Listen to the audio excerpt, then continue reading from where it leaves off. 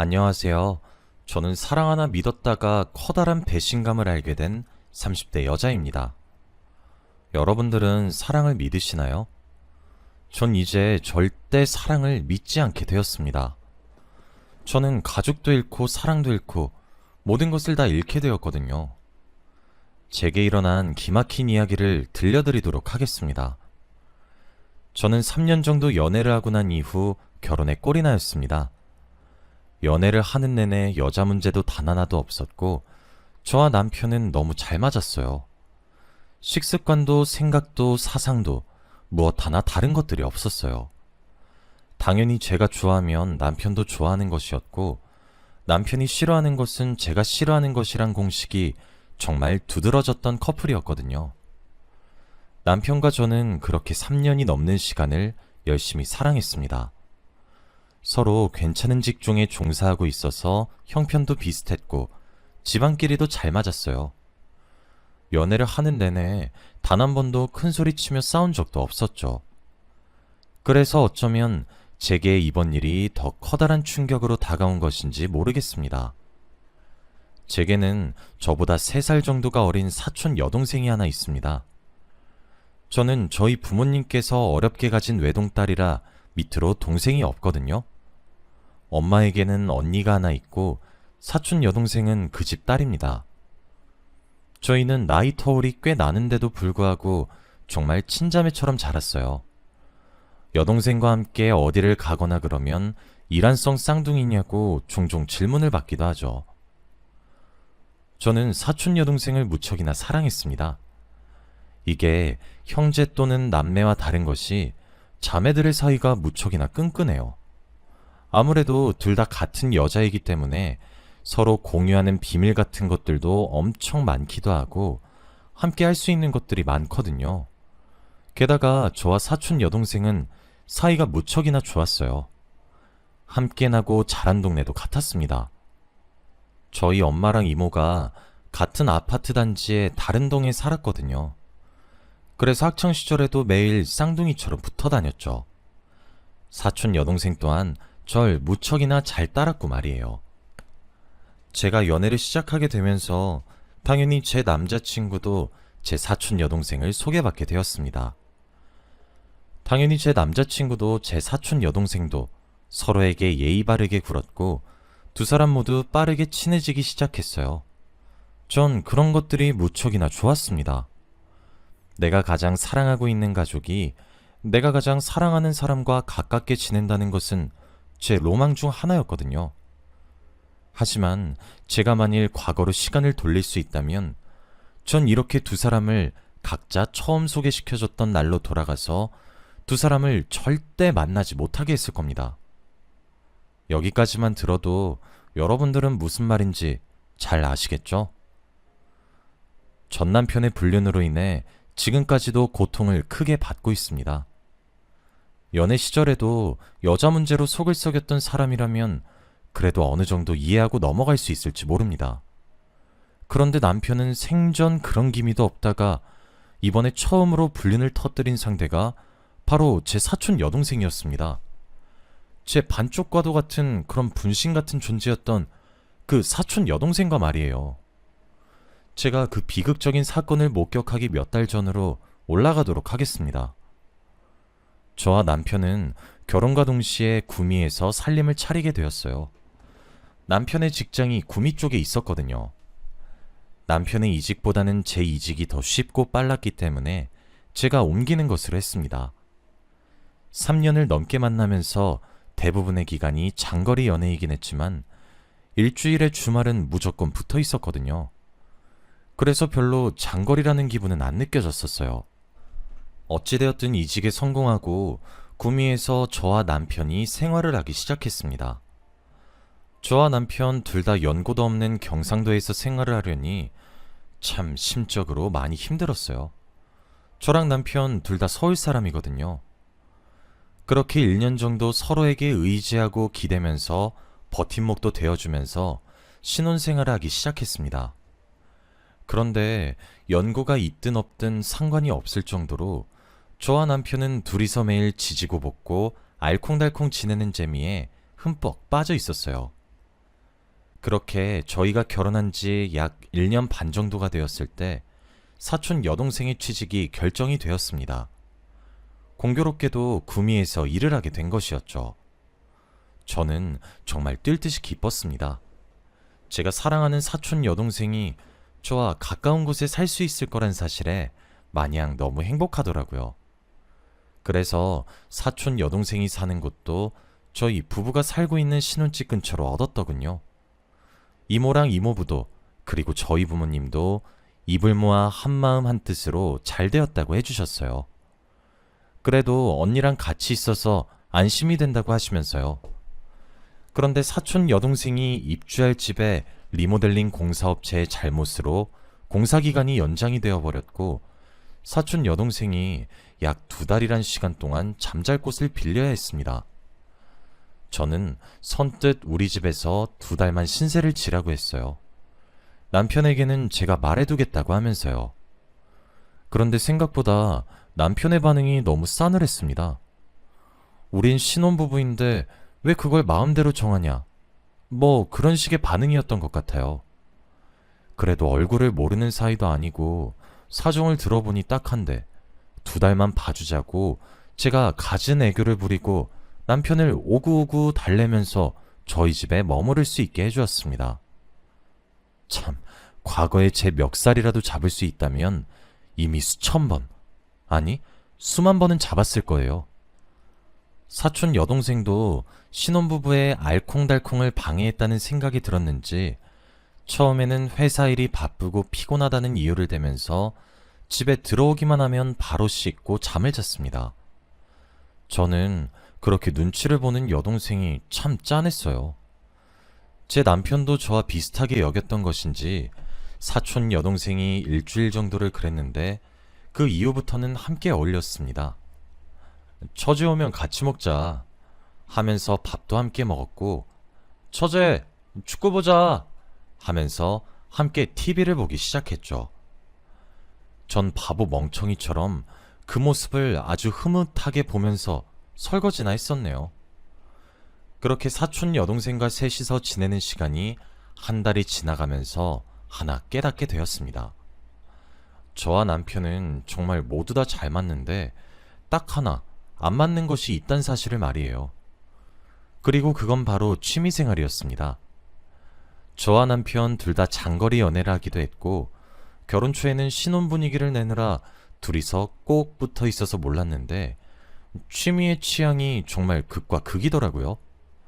저는 실내에서 할 수 있는 그림 그리기, 뜨개질 이렇게 조금 정적인 활동을 좋아하는 반면에 남편은 사회인 축구, 사회인 야구, 레저 스포츠 이렇게 엄청 동적이고 활동적인 것들을 좋아하더라고요.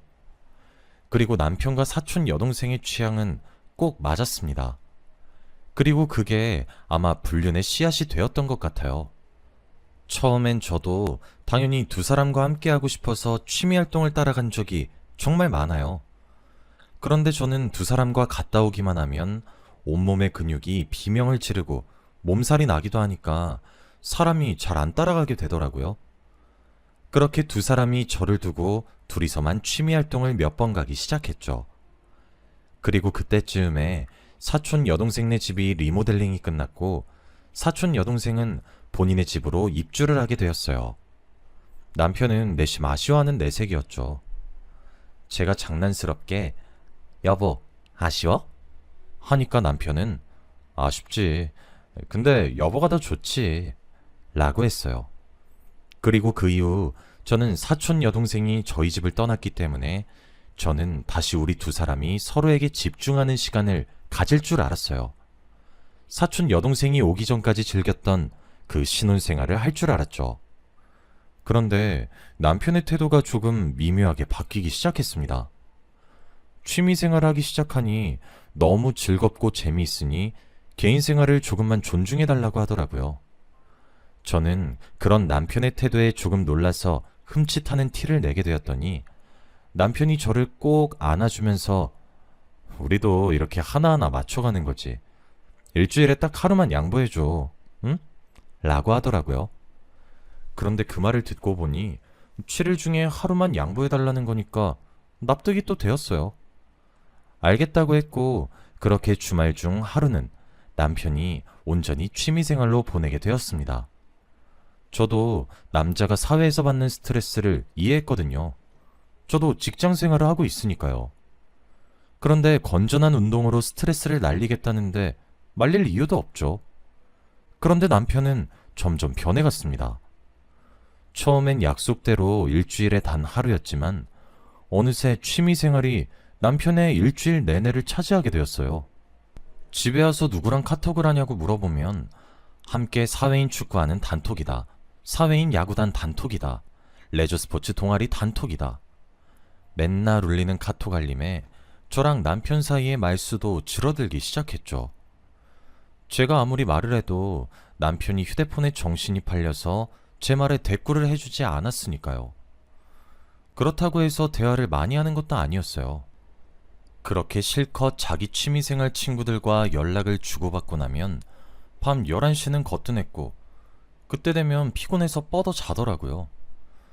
결혼하고 나면 남자는 변한다고 하는데 그게 우리 남편도 해당되는구나 싶기도 하고 벌써 내가 질린 건가 걱정되기도 하고 둘이서 시간을 보내려고도 하지 않고 사랑한다는 말을 안 들은 지도 꽤 오래된 것 같았죠. 그렇게 느끼기 시작하니까 점점 제가 남편을 잡기 시작하더라고요. 자꾸 집착하게 되는 제 자신이 너무 싫었습니다. 전 근처 사는 사촌 여동생을 찾아가서 이 사실을 많이 털어놨어요. 형부는 아닐 거다. 언니가 너무 예민해진 것 아니냐. 내가 보기엔 형부 이전이랑 별로 달라진 것도 없다. 또 이런 말을 들으니 내가 잘못한 것만 같았죠. 그런데도 제 집착은 사라지지 않고 우린 3년이 넘는 연애 시절에도 싸우지 않았었는데 결혼 이후 높은 언성이 종종 오가기도 했습니다. 결국 제가 먼저 지쳤고 우리 두 사람 사이의 대화도 줄어들게 되었죠. 그렇게 제가 지쳐서 관심을 조금씩 덜 가지기 시작하자 남편은 신이라도 난 듯 보란 듯이 더 활개쳤어요. 그런데 그때 묘한 느낌이 들기 시작했죠. 남편은 그래도 적어도 그게 본인의 최소한의 양심이었는지 연락을 제외한 정말 진심으로 자신이 참석하는 활동은 주 1회로 철저히 제한을 해주었어요. 그런데 그게 어느 순간부터 남편의 몸에 꽃향기 같은 냄새가 나기 시작했어요. 마치 씻은 것처럼 말이에요. 씻었냐고 물어보면 남편은 땀을 많이 흘려서 목욕탕에 갔다 왔다고 그렇게 얼머부리고 말았는데 남자 목욕탕에 꽃향기인 목욕용품이 있을 리가 없단 생각이 들었어요. 그 꽃향기를 3번 맡게 되었을 때 저는 남편을 미행하기로 결심했습니다. 남편의 미행은 쉬웠습니다. 제가 화도 내지 않으니까 최소한의 경계도 하지 않더라고요. 룰루랄라 나가는 남편의 뒤를 쫓아나갔고 몰래 뒤를 밟았습니다. 제 차를 알아볼까 싶어 전날 미리 렌트카도 빌려뒀죠. 그런데 남편이 집을 떠나 도착한 곳은 사촌 여동생네 동네였어요. 처음엔 남편과 사촌 여동생이 취미생활이 너무 잘 맞아 동호회 같은 것도 같이 하나 보다 싶었는데 사촌 여동생이 남편을 보자마자 다다다다 뛰어와서 폭 안기는 것이 아니겠어요? 저는 그 길로 미행을 포기했습니다. 차마 진실을 제 손으로 파헤치는 것이 겁이 나기 시작했죠. 그날도 어김없이 남편의 몸에선 꽃향기가 났고 그 냄새가 그동안 익숙하다 생각했었는데 사촌 여동생의 샴푸 냄새란 사실을 알았을 때 제 심정은 차마 말로 설명이 안 될 정도입니다. 저는 마음을 강하게 먹기로 했습니다. 다음 주 주말을 기다렸고 남편에게 저는 잠시 친정에 사정이 생겼다고 했어요. 그래서 금요일 밤에 바로 올라가 봐야 할 것 같고 일요일에 내려올 수 있을 것 같다고 떡밥을 뿌렸죠. 남편은 애써 참는다는 듯 그래? 무슨 일 있으시대? 라고 태연하게 물어보는 듯 했지만 웃음기를 감추진 못하더군요. 저도 수년 동안 남편을 보고 살았으니 당연히 알 수밖에요. 모르겠어. 일단 나만 잠시 올라오라는 것 보니까 당신한텐 나중에 말할 건가 보지 뭐. 나도 걱정되네. 라고 대답하며 얼머무렸어요. 저는 그것이 제가 주는 기회였습니다. 당연히 친정에 무슨 일도 없었습니다. 저는 친정에 올라가지도 않을 거였죠. 제가 뿌린 밑밥에 제발 사촌 여동생과 남편이 걸려들지 않기를 바라고 또 바랬습니다. 그리고 금요일 밤이 되었습니다. 저희가 살던 아파트는 지하 주차장이 따로 없고 지상에만 주차장이 마련되어 있습니다. 그날 하루 렌트카를 하나 빌려서 지상 주차장에서 죽치고 기다렸어요. 반차를 내고 일찍 도착해서 말이죠. 퇴근 시간이 되니 남편이 주차를 하고 집으로 올라가더군요. 그리고 1시간이 지나고 2시간이 지나고 3시간이 지났습니다. 새벽 1시가 다 되어 가도록 사촌 여동생의 그림자는 보이지 않았어요. 저는 다행이라고 생각하며 가슴을 쓸어내렸고 그냥 집에 가서 잠을 자야겠다고 생각했죠. 그렇게 차에서 내리려던 그 순간 익숙한 실루엣이 보였고 그건 사촌 여동생이었습니다. 저는 진정이 되질 않았어요. 사촌 여동생이 무슨 볼일이 있을 거란 행복 회로를 돌리며 2시간이 넘도록 기다렸지만 사촌 여동생은 나오질 않았습니다. 저는 결심을 해야 했고 결정해야 했습니다. 그렇게 전 집으로 들어가기로 결정했어요. 현관문 너머로 들리는 소리부터 심상치 않았고 제 두 눈엔 눈물이 가득했어요. 덜덜 떨리는 손을 애써 부여잡으며 후다닥 비밀번호를 치고 문을 벌컥 열었습니다. 그들이 아무런 대응도 못하게 아주 재빠르게요. 그런데 거실에 펼쳐진 풍경은 여기저기 흩어진 옷들에 꼴에 축하 파티라도 한 것인지 케이크에 와인까지 말 같지도 않은 모습으로 얼어붙은 두 사람을 보면서 휴대폰을 열어서 사진을 찰칵찰칵 찍었습니다. 그리고 기억이 나질 않았고 주위에서 들려오는 고함과 울음소리에 애써 정신을 차려보니 너무 큰 충격에 혼절을 했더라고요. 남편과 사촌 여동생이 제 양쪽 팔다리를 주물거리면서 정신 차리라고 하면서 엉엉 우는데 모든 세간살이를 다 집어던지면서 난동을 부렸고 소리쳤어요. 네가 어떻게 나한테 이런 식으로 대하냐고 말이에요. 옆집 주민의 신고로 경찰이 신고하고 나서야 제 소동은 진압이 되었고 양가에 알렸습니다. 새벽에 잘하는 짓거리였죠. 제 친정, 시댁, 이모네 세 가족이 전부 저희 집으로 소환되었고 그 시간이 아침 7시였을 겁니다. 아침에 현관문이 열리며 난장판이 된 우리 집에 세 가족이 도착했습니다. 이모와 이모부는 사촌 여동생을 보며 제게 화를 내기 시작했어요. 저는 거기서 두 사람을 찍은 사진을 보여드렸습니다. 이모는 쓰러졌고 그런 이모를 받으면서 무슨 일이냐고 물어보는 엄마에게도 보여줬어요. 이모부는 믿기지 않는 표정으로 사진을 보다가 불륜이란 사실이 빼도 박도 안 되는 사진을 보며 눈물을 흘리셨죠. 자신이 딸을 잘못 키웠다고 말이에요. 저희 부모님도 화가 나셨습니다. 사촌 여동생에게 당신들이 어떻게 해줬는데 이렇게 배신을 하냐고 화를 냈죠. 시댁도 뭐 마찬가지였겠죠. 이모도 이모부도 시댁 어른들도 제게 미안하다고 사과하셨습니다. 본인들이 자식을 잘못 키운 죄라고 하시면서요. 그게 그렇게 끝날 일이 아니잖아요. 전 됐으니까 각자 자식들 챙겨서 당장 나가라고 했습니다. 소송을 할 거라고요. 이모네 가족들에게도 말했어요. 폭행죄로 고소하고 싶으시면 하시라고. 그런데 내 심정 이해하시면 가만히 계시라고. 결국 사촌 여동생을 상대로 상간자 고소를 진행했고 위자료로 3천만 원을 받으라는 결과를 받았습니다. 이모와 이모부는 외동딸인데도 불구하고 도와주진 않으시더라고요. 자신의 여동생과 처제를 무슨 얼굴로 봐야겠냐고 하시면서 호적에서 거의 파내다시피 했다고 합니다. 저와 같은 동네에서 나고 자란 여동생의 친구들은 저와 친한 동생들도 많은데 그중 가장 촉새 같은 아이에게 제 이야기를 해주기도 했죠. 비밀로 하라고 하면서 말이에요. 그런데 이야기를 퍼뜨린 지 한 달 만에 동네 사람들한테 손가락질을 받게 되었다 하더군요.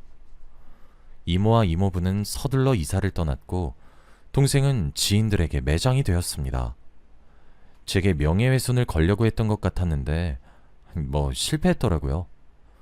저는 퍼뜨리라고 시키지 않고 비밀 유지를 해달라고 약속을 받았기 때문에 말이에요. 남편과는 결국 이혼 소송을 했습니다. 위자료로 저희가 모은 돈으로 산 집을 명의 이전 받았고 나름 깔끔히 헤어졌어요. 시간이 꽤 지났는데도 저는 아직 상처가 가시질 않아요. 저는 아무런 죄도 없는데 이런 일을 겪는 것 같아서 화가 납니다. 제가 이제 앞으로 다른 사람을 믿고 만날 수 있을지도 잘 모르겠어요. 여기까지가 제 이야기였습니다. 참 콩가루 같은 이야기라 여러분들도 기가 막히시죠? 그래도 이렇게 털어놓으니까 마음이 훨씬 가벼워지네요. 저도 이제 모든 상처를 훌훌 털어내고 싶은 마음이 큽니다.